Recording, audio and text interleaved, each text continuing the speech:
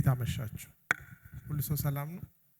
እና በአጋጣሚ ባለፈውም እንዳልኳችሁ እነዚህ ክፍሎች አንደኛ ነገሥት ሲጀምር በጣም አስገራሚ ቤት እየተሰራ ነው የምናየው። ሁለተኛ ነገሥት ሲያልቅ ግን ያ ቤት ፈርሶ ነው የምናየው አይደል? እና ለምን እንደፈረሰ ጸሐፊው ይነግረናል። ስለዚህ ከዛ ግን እዛ ጋር አቆም። የሁለተኛ ዜና ጸሐፊ ደግሞ ከ70 ዓመት በኋላ መጥቶ ለምን እንደፈረሱ ብቻ ሳይሆን ለምን እንደሚሰሩም ሐሳቡን ይጀምርና ከዛ ኦፍ ኮርስ እዝራ፣ ነህምያ፣ ሐጌ፣ ዘካርያስ እያልን ስናይ ሌላ ሁለተኛ ቤት ሲሰራ እናያለን። ከዚህኛ የተነጋገርነው ሐሳብ አንደኛ በእግዚአብሔር ቤት መኖር አይደል? ሁለተኛ የእግዚአብሔር ቤት ሆኖ መሰራት። ቤቱ ማ ስለሆነ እኛና እኔ።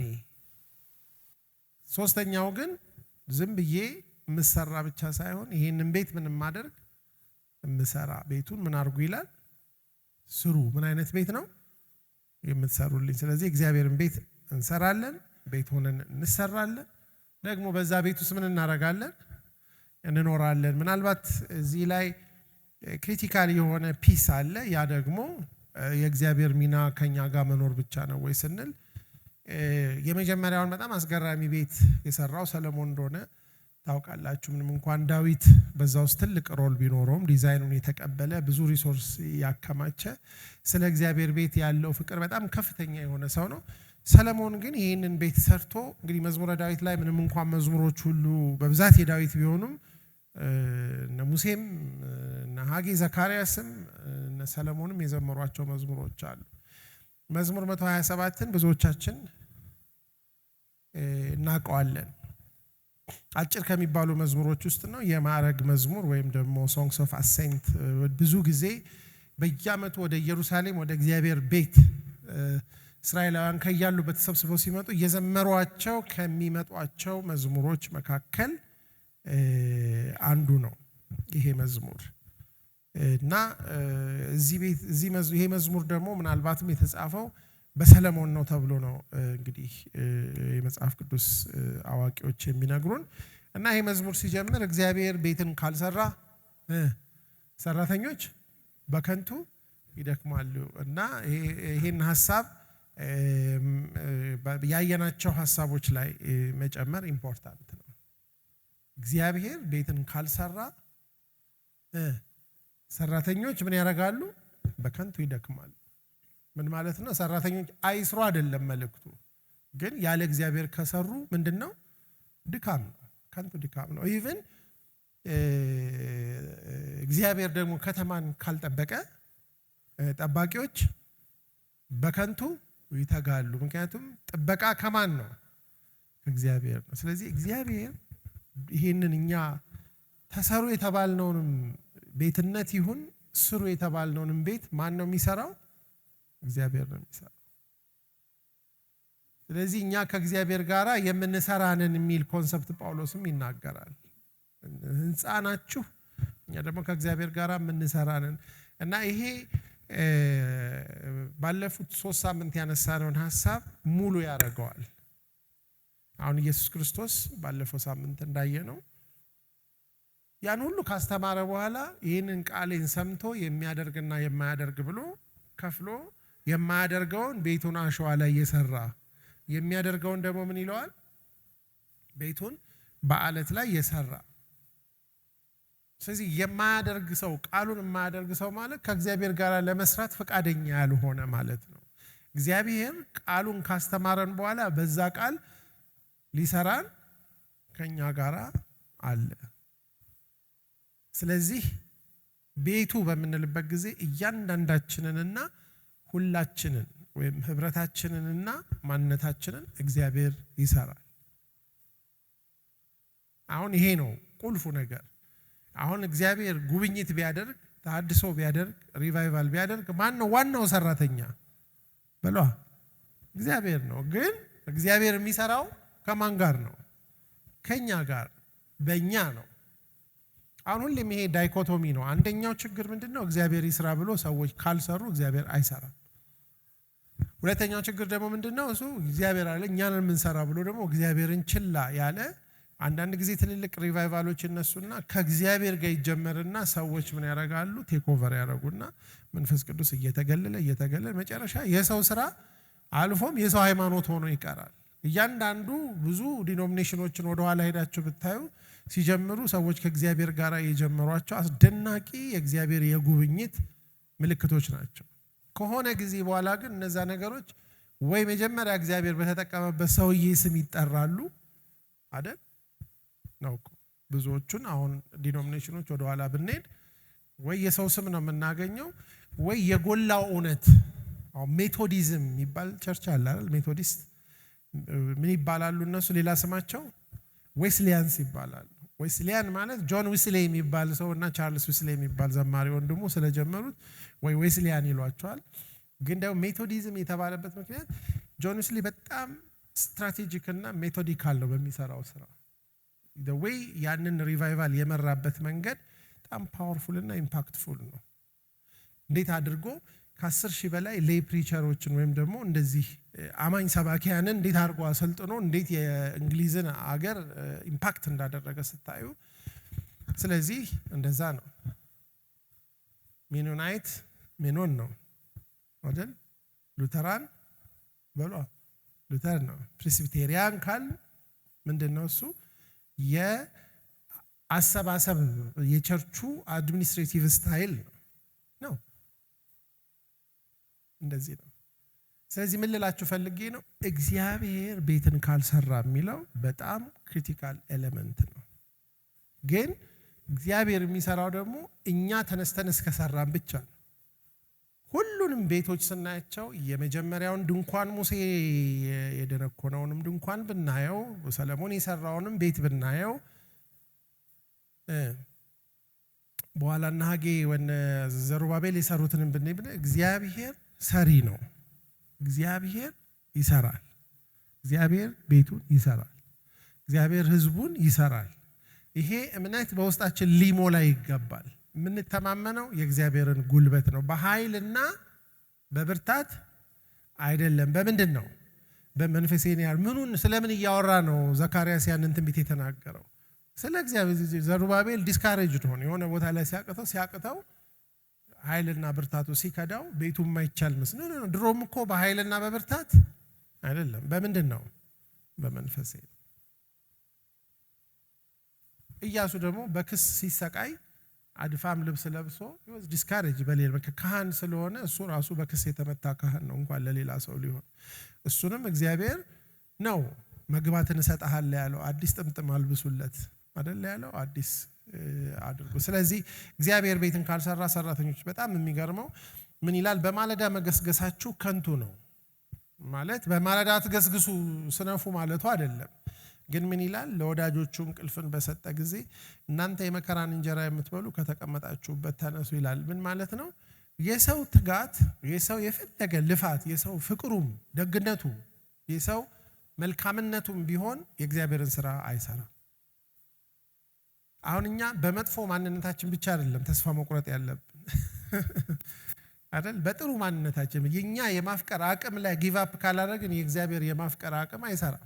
የኛ ይቅር የማለት አቅማችን በጣም ይቅር ባይ ልብ ሊኖረን ይችላል ከእንትና ጋር ስንወዳደር፣ ግን የእግዚአብሔር ይቅርታ ከዛ ጋር አይወዳደርም። እስቲል የኛ ይቅርታ የሆነ ቦታ ይቆማል። እስቲል የኛ ትጋት ምን ያደርጋል? የሆነ ቦታ ይቆማል። የማን ነው? እግዚአብሔር ለወዳጆቹ ምን በሰጠ ጊዜ ይላል? እንቅልፍን በሰጠ ጊዜ ማለት ነው። እሱ እግዚአብሔር የሰራለት ሰው ተኝቶ ይበልጣል እግዚአብሔር የማይሰራለት ሰው በማለዳ ከሚደክም። አሁን ግን አትድከሙ፣ ትጋት መጥፎ ነው ማለት ግን አይደል። ስለዚህ ስንሰራ ሁሉም ነገር እኛ ላይ በእኛ እንደሚወሰን፣ እኛ ካልሰራ እንደሚበላሽ አስበን ነው መስራት ያለብን። ግን ያንን ስንሰራ ግን ከኛ ጋር ማን ነው የሚሰራው? ሐዋርያት ሥራ ላይ ባለፈው አይተናል። ትዝ ካላችሁ እነ ጳውሎስ በየከተማው ሪፖርት ሲያደርጉ እግዚአብሔር ከነሱ ጋር የሰራውን ስራ ነው የሚሉት። ማን የሰራውን? ከማን ጋር? ማርቆስን መጨረሻ ላይ ስታነቡት ጌታ በእነሱ እጅ ምን ያደርግ ነበር ይላል? ይሰራ ነበር። የዮሴፍንም ታሪክ ስታነቡት አሽከርም ሆኖ እስረኛም ሆኖ እግዚአብሔር በእጁ ምን ያደርግለት ነበር ይላል? ያከናውን። ምን ማለት ነው? ይሰራ ነበር። በዚህ እግዚአብሔር እንደውም ይሄን ነገር ከምን ጋር ያያይዟል? በጣም ይሄንን ቃል በዚህ መንገድ ብዙ ጊዜ እንደማናየው አውቃለሁ። እነሆ ልጆች እግዚአብሔር በሏ ስጦታ ናቸው፣ የሆድን ፍሬ የእርሱ ዋጋ ነው። በአህያ ልጅ እንዳሉ ፍላጾች የጎልማሳ ልጆች እንዲሁ ናቸው። ከእነርሱ ዘንድ ምኞት የሚፈጽም ብፁዕ ሰው ነው። ጠላቶቻቸውን በአደባባይ የተናገሩ ጊዜ እርሱ አያፍርም ብሎ ስለ ልጆች የሚናገረው ሐሳብ ልጆች የማን ስጦታ ናቸው ይላል? የእግዚአብሔር ስጦታ ናቸው። የሆድ ፍሬ የማዋጋ ነው ይላል። ግን ያ ማለት ልጅ ወልዶ የእግዚአብሔር ነው ብሎ መተው ይቻላል እንዴ? ከእርግዝናው ጀምሮ የሚደረግ ኃላፊነት አለ አይደል እንዴ? ነው። ከተወለዱም በኋላ እስኪያድጉና ልክ ይሄ በአህያ ልጅ እንዳሉ ፍላጾች እስኪሆኑ ድረስ ግን የኃላፊነት ነው የሰው ኃላፊነት። በቃ እግዚአብሔርን ቤት ነገር እንደዛ ነው። አሁን ለምሳሌ እግዚአብሔር ልጅ ባይሰጥ ሰው ልጅ መስራት አይችልም አይደል? እግዚአብሔር ልጅን ካላሳደገ ወላጅ ልጅ ማሳደግ በሏ አይችልም። የፈለጋችሁትን ጎበዝ ብትሆኑ የፈለጋችሁ ሳይንስ ብታውቁ ማን ነው ልጅ የሚያሳድገው? በሏ ማን ነው ልጅ የሚሰጠው? የሆድ ፍሬ ዋጋው ከማን ነው? በቃ ስለዚህ ልጆችን የተቀበልነው ከእግዚአብሔር ነው ብለን እናምናለን። ልጆች ደግሞ አድገው ሰው የሚሆኑት በማን ነው ብለን እናምናለን። በቃ እግዚአብሔርን ቤት እንደዛ ነው። በሰውና በእግዚአብሔር መካከል ባለ ፓርትነርሺፕ የሚፈጠርና የሚሰራ ነገር ነው የእግዚአብሔር ቤት ነገር። አክቹአሊ የእግዚአብሔርን ቤት ነገር ስናስበው ወደ ውስጥ ገባ ብላችሁት ወልዶ እንደማሳደግ ነው ወይንም ተወልዶ እንደማደግ ነው። ግልጽ ነው ሐሳቡ። በቃ የእግዚአብሔር ቤት ስራ ማለት ወይ ራሳችን ተወልደን ማደጋችን ነው አንደኛው አስፔክቱ አይደል? በእውነት ቃል አስቦ ወለደን። አሁን እንደተወለዱ ሕፃናት ቃሉን ተመኙ እንድታድጉ እንደሚለው ተወልዶ ማደግ ነው። ሁለተኛው ደግሞ ምንድነው? ወልዶ ማሳደግ ነው አገልግሎታችን ማለት። ግን በዚህ ውስጥ እግዚአብሔር ነው የሚያሳድገው። እግዚአብሔር ቤትን ይሰራል። አሜን። እግዚአብሔር ምን ያደርጋል? ቤትን ይሰራል።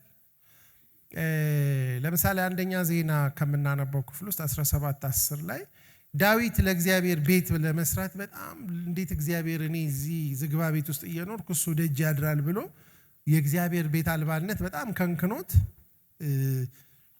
ነቢዩን ጠርቶ ይነግረዋል። ለእግዚአብሔር ቤት መስራት ፈልጌያለሁ እኔ እዚህ እየኖርኩ እንዴት እሱ እያለ ሲነግረው ጥሩ ሐሳብ ነው ያሰብከው ብሎ ነቢዩ ኢንካሬጅ አድርጎት ከዛ ግን እግዚአብሔር ይናገረዋል ለነቢዩ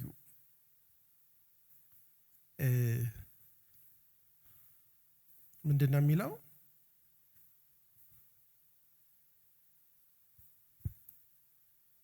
ያ ቁጥር 1 ላይ እንደምታዩት እነሆ እኔ ከዝግባ በተሰራ ቤት ተቀምጫለሁ፣ የእግዚአብሔር ቃል ኪዳን ታቦት በመጋረጃዎች ውስጥ ተቀምጧል። እና ናታንም እግዚአብሔር ካንተ ጋር ነው፣ በልብ ያለውን አድርግ ብሎ ይናገረዋል። ከዛ በኋላ እግዚአብሔር ለዳዊት የሚናገረው ነገር ምንድነው? እሱ ማን ነው ለማን ነው ቤት የሚሰራው ነው የሚለው። ቁጥር 10 ላይ ስትመለከቱ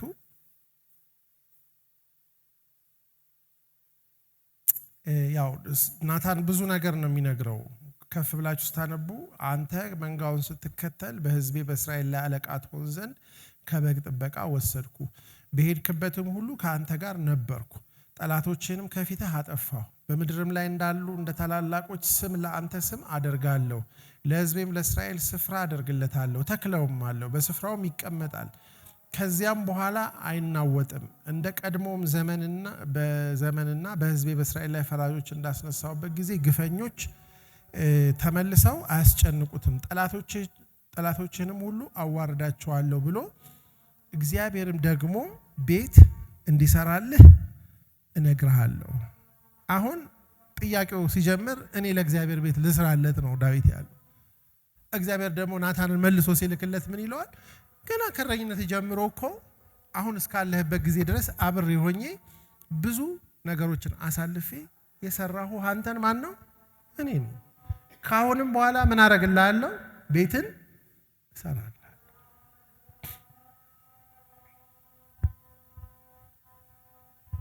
ይሄ በጣም ትልቅ ነገር ነው። እግዚአብሔር ቤታችንን ይሰራል። አያችሁ አሁን እኛ የእግዚአብሔርን ቤት ስንሰራ እግዚአብሔር ደግሞ የኛን ቤት ማለት ኢቭን ኑሯችንን ኢቭን ህይወታችንን ኢቭን የጀመርናቸውን ነገሮች እግዚአብሔር ኢንተረስትድ ነው እና የእግዚአብሔርን ስራ የምንሰራው እግዚአብሔር በሰራው ማንነታችን ነው። የእግዚአብሔርን ስራ የምንሰራው እግዚአብሔር በሰጠን ጸጋና ኃይል ነው። ምን ማለት ነው? እግዚአብሔር የራሱን ቤት ስራ ለመስራት በእኛ ውስጥ ፍላጎት አለው። ለእግዚአብሔር እድል ልንሰጥ ያስፈልጋል። ለእግዚአብሔር ሙሴንም ብትወስዱት ተራራ ላይ ወስዶ ሞዴሉን አሳይቶ የሰሩበትንም ሀብት ብታዩት ገና ከግብጽ ሲወጡ በግብጻውያን ፊት ሞገስ ሰጥቶ ያን ሁሉ ምርኮ ኦልሞስት የግብጽን ሀብት ዘርፈው ሲወጡ ያ የሰጡትን እያንዳንዱን ነገር ሙሴ በቃ ከዚህ በኋላ አትስጡ ያላቸውን ነገር ስናይ ማን የሰጣቸው? በሏ እግዚአብሔር የሰጣቸው እንጂ ግብጽ እኮ እነሱ ባሮች ነበሩ፣ ምንም የላቸውም። ግን ሲወጡ እንደ ባሪያ አልነበረም የወጡት። ወርቁን ሀብቱን ዘርፈው ነው የወጡት። በኋላ ስጡ ሲባል ሁሉም ቤት ብዙ ሀብት አለ። ያን ሀብት ማን የሰጣቸው? በሏ እግዚአብሔር። ዳዊትን ሲነግረው ከረኝነትን የወሰድኩ እሱ 100,000 ኪሎ ወርቅ የሚሰጥ ሰው በሏ አልነበረም። ግን እግዚአብሔር ምን አረገው? ሀብታም አረገው። እግዚአብሔር ምን አረገው? በቃ ቻይ አደረገው። ስለዚህ አሁን የምነግራችሁ ነገር ይህንንም ክፍል ስንማር እግዚአብሔር እኛን ሊሰራን ፍላጎት አለው። እያንዳንዳችንንም ሁላችንንም አይደል? ስናገለግል በማን ኃይል? በእግዚአብሔር ኃይል። ስንገለገልም በማን ኃይል? ይሄ እይታችን ሺፍት እንዲያደርግ እግዚአብሔር ይፈልጋል።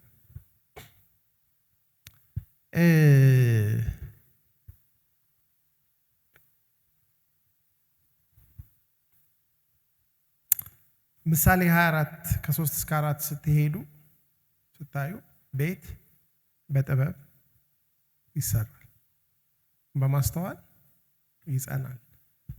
ጓዳዎች ደግሞ ምን ይላል? በእውቀት ከከበረው ሁሉ ምን ይሆናሉ? ሀብት ሁሉ ይሞላሉ። አሁን ያንን ቤት ስታዩት የተሰራው የጸናውና የተሞላው በምንድነው? በሶስት ነገሮች ነው። በጥበብ በማስተዋልና በእውቀት። እነዚህን ደግሞ የሚሰጠው ማን ነው? እግዚአብሔር። ስለዚህ አሁን እግዚአብሔር ቤቱንም ይሁን ቤታችንን ሲሰራ ምን ያደርገናል? በመንፈሱ ጥበብ፣ የእውቀት መንፈስ፣ የጥበብ መንፈስ፣ የማስተዋል መንፈስ አይለውም ኢሳይያስ? መንፈስ ቅዱስ ይህንን ጥበብ አሁን ሰለሞን የእግዚአብሔርን ቤት ለመስራት ጥበብ ነበረው እንዴ? ራሱ አይደል እንዴ? መጀመሪያ ከእግዚአብሔር የጠየቀው ምንድን ነው? ጥበብ ነው። እግዚአብሔር ምን ይላል? ጥበብን ሰጠው፣ ማስተዋልን ሰጠው፣ እውቀትን ምን ያህል ሰጠው ስትሉ በባህር ዳር እንዳለ አሸዋ። ለእግዚአብሔር ቤት መስሪያ ብቻ አይደለም የሰጠው፣ የባዮሎጂ እውቀት ሰጥቶታል፣ የሊትሬቸር እውቀት ሰጥቶታል፣ የኮንስትራክሽን የንጉስ ማአት እውቀት ነው የሰጠው። የምድር ነገስታት ሁሉ የሱን ፊት ለማየት ምን ያደርጉ ነበር ይላል? ይመኙ ነበር። እና ምን ይላል? ወርቅና ብርን እንደ አፈር አደረገው አገሩ። እንዴት አድርጎ ነው ወርቅና ብር እንደ አፈር የሚሆነው ስትሉ እግዚአብሔር ጥበብን እውቀትንና ማስተዋልን ሲሰጥ ለሰው ሌላው ነገር ሁሉ ይከናወናል። ስለዚህ እግዚአብሔር ሲሰራ ጥበብን በመካከላችን ይገልጣል፣ እውቀትን በመካከላችን ያበዛል፣ ማስተዋልን ይሰጣል። ማስተዋል ምን ይሆናል? ይገለበጣል። የሚያስተውል ሕዝብ ቤት ያጸናል። መገልበጥና መጽናት ተቃራኒ ነው። ቤት በማስተዋል ምን ይሆናል? ይጸናል። የማያስተውል ሕዝብ ደግሞ ምን ያደርጋል?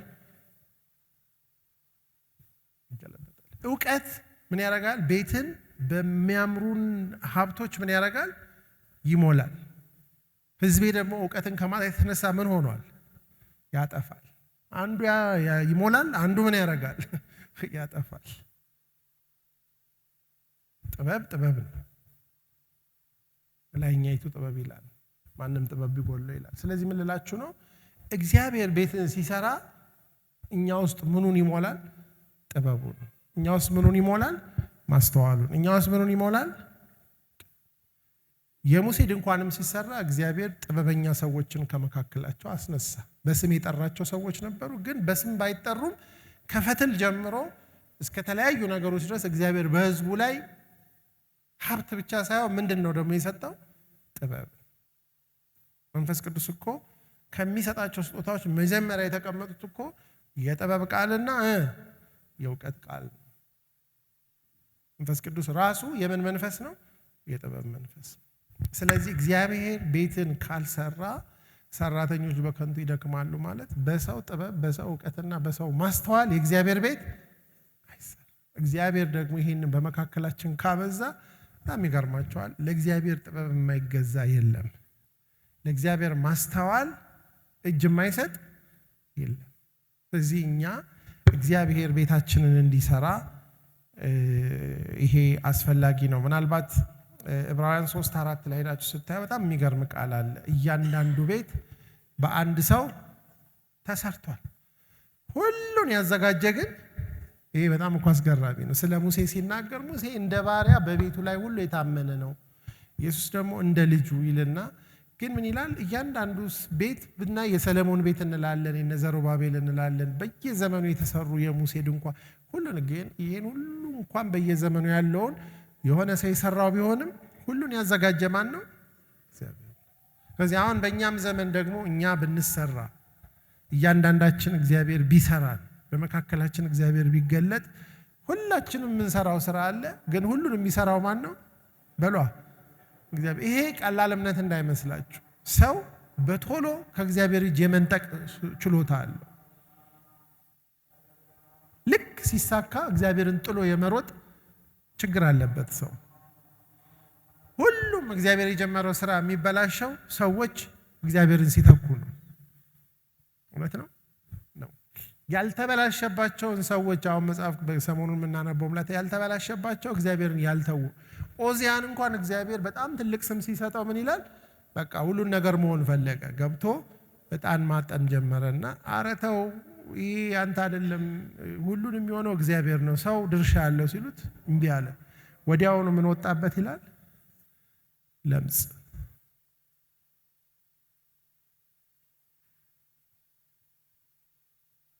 እና እግዚአብሔር ቤትን ይሰራል።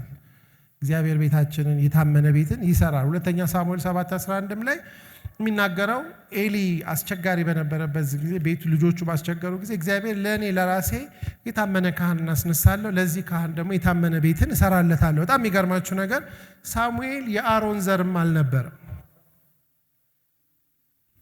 ግን እግዚአብሔር በጣም የተከበረ ነቢይና ካህን አድርጎት ያለፈ ሰው። ያ እንግዲህ ሰፋ ያለ ሌላም ሀሳብ አለው። ግን ዛሬ እንድናስብ የምፈልገው ልጆች እግዚአብሔር ስጦታ ናቸው፣ የሆድን ፍሬ የእርሱ ዋጋ ነው። እነዚህ ደግሞ ልጆች አድገው በኃያል እጅ እንዳለ ፍላጻ የሚሆኑት የማስጦታ ስለሆኑ ነው። የእግዚአብሔር ስጦታነታቸው ብቻ ሳይሆን ፍሬያቸው፣ የሆድ ፍሬ የሚለው አልቲሜትሊ የምናገኘው አውትካምም የእግዚአብሔር ዋጋ ነው። ስለዚህ የእግዚአብሔር ቤት የማ ቤት ነው በሏ? የእግዚአብሔር ነው። ቤተ ክርስቲያንን በዚህ ዓለት ላይ እሰራለሁ ያለው ማን ነው? ክርስቶስ ነው። ዛሬ የቤተ ክርስቲያን ትልቁ ውድቀቱ የሰው ባለቤቶች ስለበዙ ነው። አሁን በጣም የምታደምቁትን ሰው በቃ በትልቅ በቃ እግዚአብሔር እንትን አለ በእግዚአብሔር ፊት ሊመካ የሚችልበት ምንም ነገር የለውም። ያ ሰው ያንን ታዋቂነቱንም ተወዳጅነቱንም ቢሆን ያፈራው በማስጦታ ነው በሏ? በእግዚአብሔር ነው። እግዚአብሔር እኮ የተለየው ሰው ማንም ሰው ሊወደው አይችልም። ምንስ ልናረግ እንችላለን? ስለዚህ ይሄ በጣም አስፈላጊ ነው። እንግዲህ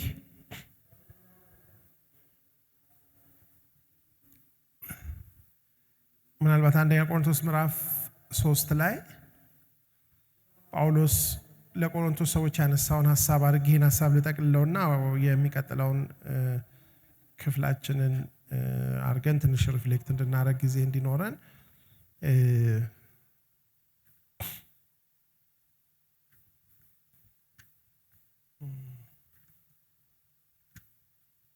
አንደኛ ቆሮንቶስ ምዕራፍ 3 ያው ጳውሎስ እነዚህን ሰዎች ያው በተለይ አንዱ ችግራቸው የከሌ ነኝ፣ የጳውሎስ ነኝ፣ የአጵሎስ ነኝ፣ የጴጥሮስ ነኝ የሚል የክርስቶስ ነኝ የሚል ነገር ክርክር እንዳለ በመካከላቸው ጳውሎስ ከነገራቸው በኋላ ያለው ነገር ምንድነው? እኔ ተከልኩ ይላል ቁጥር 6 ላይ አጵሎስ ምን አረገ? አጠጣ። ነገር ግን እግዚአብሔር ምን ያደርግ ነበር? ያሳድግ ነበር። እንግዲያስ የሚያሳድግ እግዚአብሔር እንጂ የሚተክል ቢሆን ወይንም የሚያጠጣ ቢሆን አንዳች አይደለም። የሚተክልና የሚያጠጣ አንድ ናቸው። ነገር ግን እያንዳንዱ እንደራሱ ድካም መጠን የራሱን ደሞዝ ምን ያደርጋል? ይቀበላል።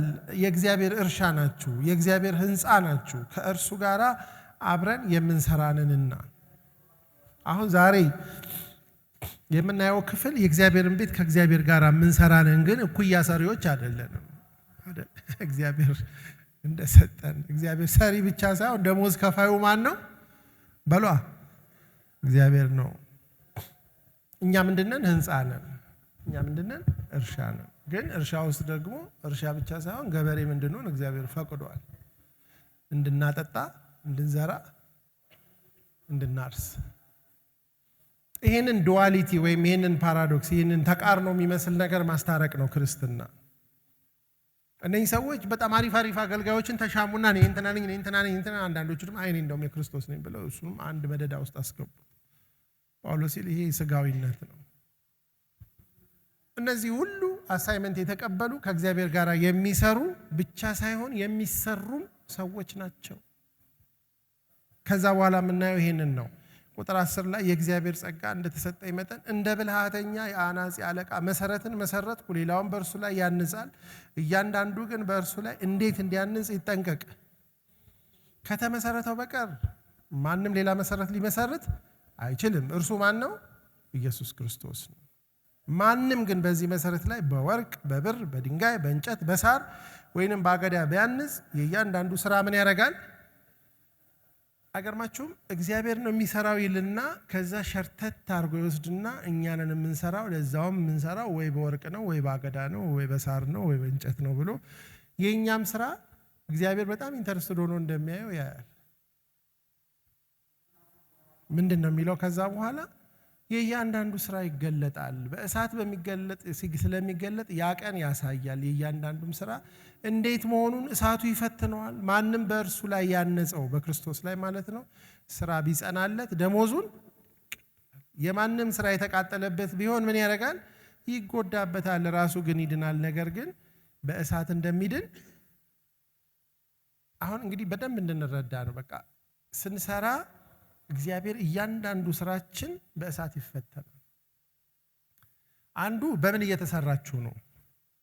በአገዳ፣ በወርቅ፣ በእንጨት፣ በከበረ ድንጋይ የምናገለግለውን አገልግሎት በምን እየሰራን ነው? እግዚአብሔር ያያል። ስለዚህ አሁን እኛ የቤትን ስሩ፣ ምን አይነት ቤት ነው የምትሰሩልኝ ሲል ሰዎች ላይ የምናደርገው ነገር ሁሉ የዛ ስራ ፓርት ነው። እግዚአብሔር በአንድም በሌላም ሰጥቶናል አይደል? የሚመክርም እንዴት ነው የሚመክረው ነው እኮ አይደል እንዴ? ባይብል ስተዲ የሚመራ እንዴት ነው የሚመራ? የሚያስተምር እንዴት ነው የሚያስተምረው? የሚያስተዳድር እንዴት ነው የሚያስተዳድር? የሚሰጥ እንዴት ነው የሚሰጠው? ሁሉም ሰው ስራ አለው። ግን ያ ስራ ግን ማን ነው የሚሰራው? እግዚአብሔር ነው የሚሰራው። ግን ደሞዝ የሚቀበለው ማን ነው? እኛ ነው። ይሄንን የእግዚአብሔርም ሳይጠፋብን የኛም ሳይደበቅብን ምን ኖረው ኑሮ ነው ይሄ ህይወት በእግዚአብሔር ቤት ስንኖር። ሆኖም ግን የዚህ ሁሉ መሰረቱ ክርስቶስ ነው። ምን ማለት ነው? እግዚአብሔር ቤትን ካልሰራ ሰራተኞች በከንቱ ይደክማሉ። እና እነዚህ ክፍሎች ላይ የምናነባቸው ክፍሎች ላይ እነዚህን ቤቶች እንዴት እግዚአብሔር ኢንጌጅድ ሆኖ ኢንቮልቭድ እንደሆነ እናያለን። ሰዎች ደግሞ እግዚአብሔርን ከቤቱ ስራ ወይም ከቤቱ ሲያስወጡት ቤቱ ምን እንደሚሆንም በሂደት እናያለን። በእነዚህ አሁን በሚቀጥለው 2 ሳምንት ብናነብ ብዬ ሪኮሜንድ የማደርጋችሁ ክፍሎች አንደኛ ነገሥትና ሁለተኛ ነገሥትን እንዲሁም አንደኛ ዜናና ሁለተኛ ዜናን ነው። ለምን ሌሎቹ ነቢያትም ይሆኑ መጽሐፍት በእነዚህ ውስጥ የተጠቃለሉ ናቸው። ግን ዛሬ ምናልባት ሪፍሌክሽን ጥያቄ ካለ ለእናንተ ልስጣችሁ። ከትምህርቱ ብዙ ነገር የተረዳ ነው አለ። በተለይ የእግዚአብሔር ቤት የሚለው ሐሳብ ሰፊ ጽንሰ ሐሳብ እንደሆነ ነው እኔ የተረዳሁት። ያው ማለት ከግንብና ሸክላ ወይም ከአዳራሽና መሰብሰቢያ ባለፈ በጣም ሰፊ ነገር እንደሆነ ነው የገባኝ። እኛም ራሳችን በዛ ውስጥ ፓርት እንደሆንን የተረዳሁበት ክፍል ነውና ብዙ ነገር ቀርቶልኛል ከዚህ ውስጥ። ይሄንን ነው ማለት የምችለው። ስለተሰጠኝ እድል አመሰግናለሁ። በአጠቃላይ ስለነበረው የ17 መጽሐፍ የጥናት ጊዜ ወይም የንባብ ጊዜ ለመናገር ያህል በግሌ በጣም ተጠቅሜያለሁ። እንደውም በጣም ያው 2 ዙር ነው ያነበብነው እና ብዙ ነገር አግኝቼበታለሁ። ስለ እግዚአብሔር ብዙ ነገር አውቄያለሁ። ስለ ሰው ማንነት እንደገና ደግሞ ከኛ ጋር አሁንም ካለው ከዘመናችን ቤተክርስቲያንም ጋራ በማስተያየት በቃ የእግዚአብሔርንም ደግሞ ትዕግስት ሰውን እግዚአብሔር እንዴት እንደሚወደው እንደሚወደን እንዴት እንደሚታገሰን በቃ ስለ እግዚአብሔር ብዙ ነገር ያየሁበት ነው። ሌላው በግሌ የመጽሐፍ ቅዱስ ንባብ ባህሌንም ለማዳበር እድል ሰጥቶኛል። የእግዚአብሔር ቃል ደግሞ በጣም እንደሚጥም በቃ አለ አይደለ ምንም እንደማያልቅ በቃ ሁሌም አዲስ እንደሆነ የተረዳሁበት ወቅት ነው ይሄ ያሁኑ የንባብ ጊዜና በግሌ እኛ ደግሞ እንደ ፋሚሊ በጣም ብዙ በቃ ማታ አራት ላይ ብዙ ዲስከስ እናረጋለን። ያነበብነውን ሪፍሌክት እናረጋለን፣ ብዙ ዲስከስ እናረጋለን እና በጣም ተጠቅመንበታል ለማለት ነው።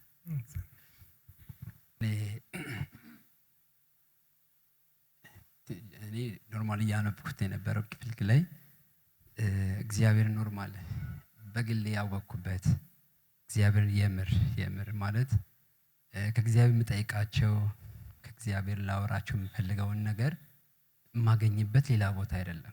ኖርማል ያው እግዚአብሔር ቃሉ ላይ ነውና ቃሉ ላይ እግዚአብሔር ለኔ ሊናገር የሚፈልገውን ሊያወራኝ የሚፈልገውን በጣም ያገኘሁበት አዲስ መረዳት ያገኘሁበት ጊዜ ነበር ብዬ ነው የማስበው ለኔ እና ብዙ የተለዩ ማለት ከዚህ በፊት ማላቃቸው ከዚህ በፊት ተረድቻቸው በማላያቸው እይታዎች ነበር ስረዳ የነበረው። እኔ ስለ 17ቱ ሳይሆን እንደው ሪፍሌክት ማድረግ የፈለኩት ዛሬ ከተሰጡን ጥቅሶች ምሳሌ 24 3 እና 4ን ሲመለከት የዚህ ቤት ስራ በጥበብ ይሰራል ይላል።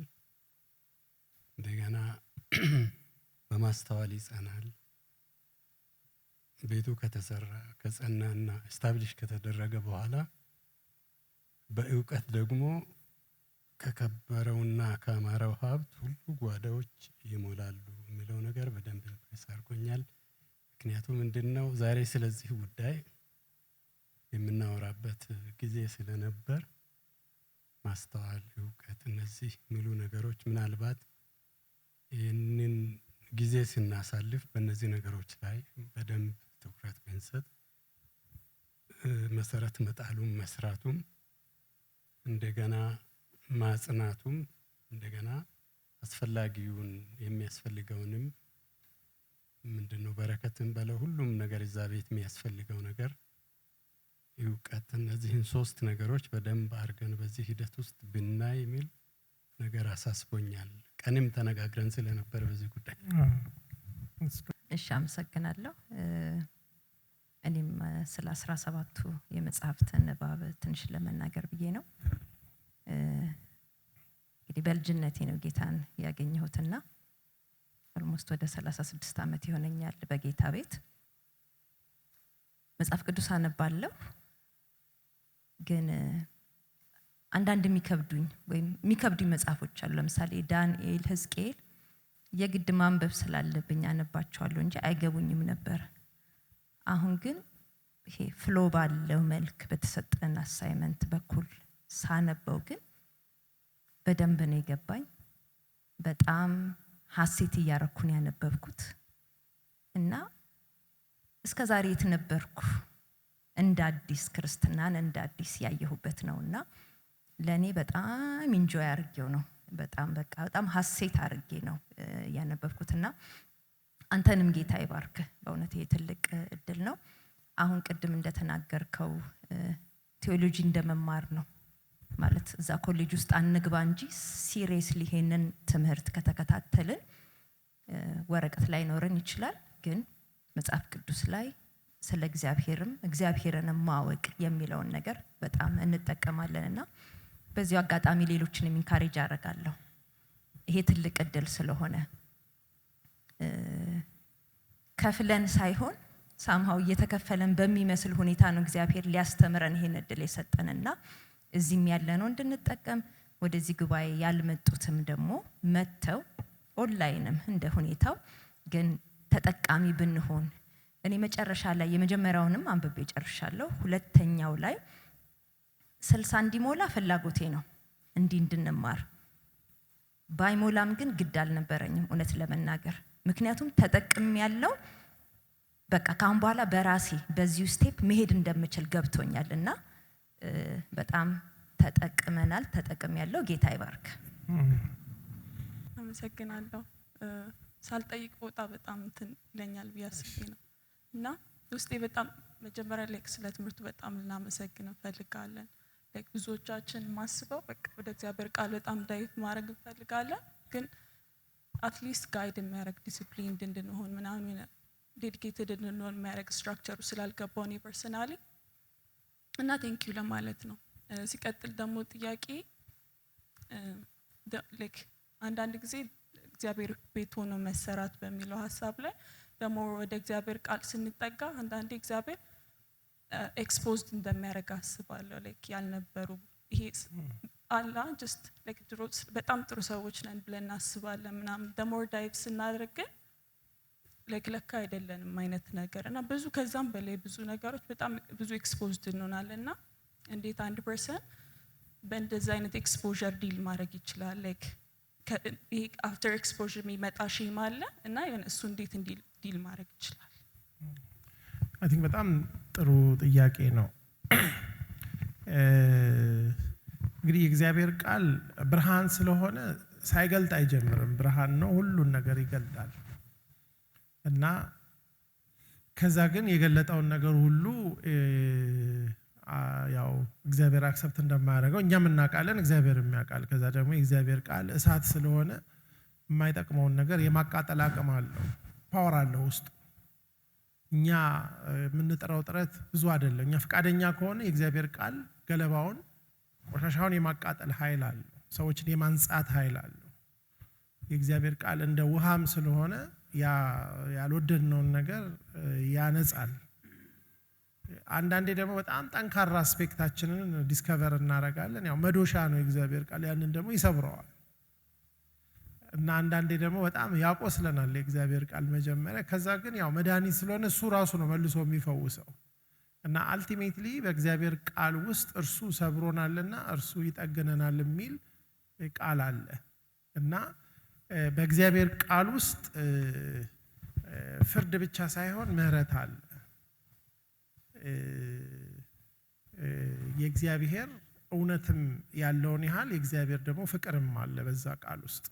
ስለዚህ መጀመሪያ የሆነውን ካሳየን በኋላ መሆን ወዳለብን ግን ይዞን የሚሄደውና ወደዛ የሚያሳድገን እንደ ሕፃናት እንደሚል የእግዚአብሔር ቃል ያ ቃል ነው።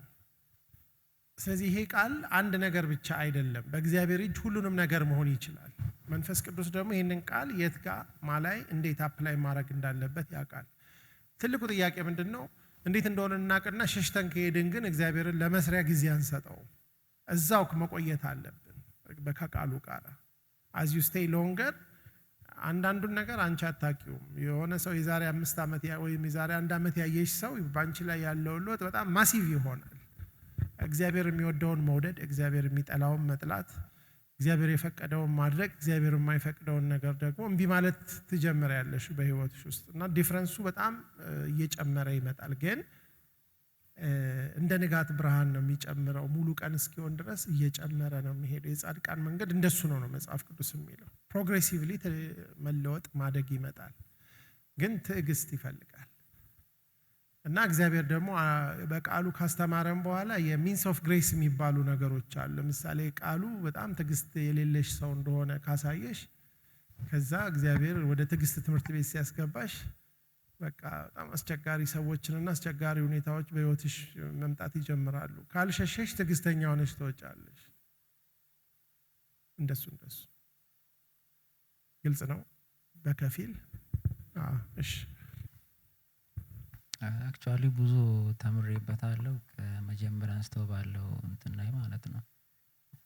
እንግዲህ ሪፍሌክት ማድረገው ያው ከቤተ መቅደሱ አንፃር አሰራር ሲቀጥል ደግሞ እኛ ላይ ባለው ኢምፓክት ሊያስተምር ከፈለገው ሀሳብ ሪፍሌክት ላድርግና ከዛ አንድ ጥያቄ ጠይቄ ጨርሳለሁ ማለት ነው። እና ስለ እግዚአብሔር ቤት ከተነሱ አንፃር የሰለሞን ተነስቷል። ሲቀጥልም ደግሞ በነ ዳዊት ጊዜም የነበረ በነ እዝራም ጊዜ የነበረ በነ ነህምያም ጊዜ የነበሩ ኢቨንቶች ውስጥ የቤተ መቅደስ አሰራሮች ነበሩ። እና እነዚህ ነገሮች ለምሳሌ የሰለሞንን ስናነሳ እጅግ በጣም ከብርም አንፃር በጣም ውድ በሆኑ ነገሮች እጅግ ደግሞ ከኳሊቲም አንፃር በጣም በተሻሉ ነገሮች የተሰሩ ነበሩ። እና ይሄንንም ንድፍ ደግሞ ሲሰጥ የነበረው እግዚአብሔር ራሱ እንደሆነ እንመለከታለን። ከዚያ ደግሞ ያ ከፈረሰ በኋላ ሌላ እንዲሰራ እግዚአብሔር ሌላ ንድፍ ደግሞ እየሰጠ እንትን ያደረገ የነበረበት ጊዜያቶች ነበሩ። እና ግን ይህንን ብሎ ስል እግዚአብሔር ምንድነው የሚለው ሰማይ ዙፋኔ ምድር ደግሞ የእግሬ መረገጫ ብሎ ሲናገር ደግሞ ሌላ ክፍል ላይ እንመለከታለን። ሰማይ ዙፋኑ የሆነ ሲቀጥል ደግሞ እግሩ የምድር መረገጫ ምድር ደግሞ የእግሩ መረገጫ የሆነ አምላክ አንድ ትንሽ የምታህል ሰው በሰራሽ ቤተ መቅደስ ውስጥ እንዴት ሊያድር ፈለገ፣ እንዴት ደግሞ መቅደስ እንዲሰራ ፈለገ የሚል ነገር ደግሞ ሊነሳ ይችላል። እና ደግሞ ሲቀጥል እግዚአብሔር አምላክ ይሄ ቤተ መቅደስ እንዲሰራለት ትልቅ በጣም ግዙፍ የሆነ ቤተ መቅደስ እንዲሰራ እና በዛ ቤተ መቅደስ ደግሞ በሌሎች ዘንድ ስሙ እንዲጠራ ወይም ደግሞ ትልቅ ቤተ መቅደስ እንትን ነው ተብሎ በዛ ቤተ መቅደስ ኢየሱስም ተጽፎ ፎቶ ተለጥፎ ምናምን ፕሮሞት እንዲደረግለት ፈልጎ አልነበረም። እና ከዚህ ውስጥ የተማርኩት ምንድነው የነ ሰለሞንም ሲሰራ ሲቀጥል ሲፈርስ ሌሎችም እንዲሰራ በዚህ ኮሊዥን ውስጥ እግዚአብሔር የፈለገው ሰዎች እንዲሰራ እንደሆነ እኛን ሊሰራ እንደሆነ ተምሬበታለሁ ማለት ነው። እና ሁለተኛ ጥያቄ መጀመሪያ ኢኒሻል ፖይንት ላይ ስንማር ከነበረው ከታድሶ ነው። ምናልባት ይሄ ጥያቄ አሁን ይነሳውን ባላቅም ብቻ እስኪ ልጠይቅና አለፍ ብቻ። እና ጥያቄ ምንድነው እግዚአብሔር አምላክ 70 ዓመት በምርኮ ታልፎ እንዲሰጡ ሰጥቷቸው ነበረ። እና ኢሚዲየት ኬዙ ምንድነው 70 ዓመት እንዲገዙ አሳልፎ ሰጣበት ኢሚዲየት ካውዙ ምንድነው? እናም ደግሞ 70 ቁጥሩን እንጠቀምበት ምክንያት ለምን 20 አላረገም? ወር ለምን ያኔ 40 ዓመት እንዲገዙ እንዳረገ 40 ለምን አላረገም? ወር 80 ለምን አላረገም? 70 ያረገበት ምክንያት ምንድነው? ጥያቄ ጠይቅና ጨርሳለሁ። ያ የመጀመሪያው አይ ቲንክ ሪፍሌክሽን ነው። በጣም ጥሩ ነው። ልክ ነው። ሁሌም እግዚአብሔር ከዘፍጥረት ጀምሮ እስከ ራእይ ድረስ ኢንተርስቱ ሰው ነው። አብርሃምና ይስሐቅ ያዕቆብ ድንጋይ ላይ ዘይት እያፈሰሱ ይሄ እግዚአብሔር ቤት ነው ሲሉ እኔ እንዴት ድንጋይ ቤቴ ብሎ አይልም። አንድ ድንጋይ ላይ መሰዊያ ሰርተውለት እዛም ከነሱ ጋር ህብረት ያደርጋል። የሰለሞንም ውድ ቤት ደግሞ በጣም ኢምፕረስ አላረገውም። እኔን ከተዋችሁኝ እኔን ቤት እጥለዋለሁ፣ ቆሻሻ አረገዋለሁ አላቸው። አሁንም ፍላጎቱ ከነሱ ጋር ነው። አክቹአሊ በጣም ትልቁ ቤት በኋላ ዮሐንስ ራእይ ላይ የምናየው በጣም ውዱ እሱ ነው። ባለፈውም አንስቼው ነበር። ወለሉ መሬቱ ሁሉ ወርቅ ነው የሚሆነው። አልማዝ አጥር የሚሆንበት በጣም ውድ ቤት ይጠብቀናል። በእጅ ያልተሰራ ቤት ይለዋል። ሰፊ ነገር አለ። ግን የሰለሞን መቅደስ ደግሞ የዛ ፕሮቶታይፕ ነው። እንዳልከው የነዘሩባቤል ቤት ሁለተኛው ቤት ደግሞ በክብር ይበልጣል ብሏል። በክብር መብለጥና በዋጋ መብለጥ ይለያያል። ያው እሱ ሁሉ ነገር አለ። ወደ ሁለተኛው ጥያቄ ስመጣ 70 ዓመት ያው ራንደም አይደለም።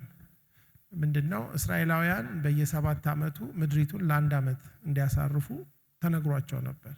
አያርሱም፣ ምድሪቱ ማረፍ አለባት መሬት እና ይናገራል ዜና ላይ ያንን ምክንያቱን የምርኮ የሄዱበትን ቁጥር እና እነኚህ ሰዎች ኦልሞስት 490-500 ዓመት ለሚሆን ምድሪቱ ያላረፈችበት ጊዜ ነበር እና ለእያንዳንዱ ዓመት ተጠራቅሞ ነው ምድሪቱ እንድታርፍ ተብሎ ነው ከዛ እንዲነቀሉ አንዱ እግዚአብሔር ያደረገው። ስለ ጊዜ 7 ጊዜ 7 ወደ 490 ዓመት እንደሚሆን ያን ያህል ዓመት ምድሪቱን ስላላሳረፉ እግዚአብሔር ለምድሪቱ ረፍት እንዲሆን ኤዘር እግዚአብሔር ባለው መንገድ 6 ዓመት አርሰው 7 ዓመት እያሳረፉ መሄድ ይችላሉ። እምቢ ካሉ ግን ያው ሁሉ ነገር ያው ተጠራቅሞ ይመጣል። ስለዚህ 70 ዓመት ከዛ ቁጥር የመጣ ነው እና ምድሪቱን ባላሳረፋችኋቸው ዓመታት ታስቦ ያንን ያህል ዓመት ምድሪቱ መደዳውን ታርፋለች። እናንተ ሄዳችሁ እግዚአብሔር ምድሬ ነው የሚለው ባይዘው ያንን ምድር በጣም ፐርሰናሊ ነው የሚወስደው። ህዝቡንም ምድሩንም የኔ ነው የሚለው። ስለዚህ እግዚአብሔር ያው ያንን ያደረገበት ምክንያት ያ ነው የሚል ነው እይታ ያለው።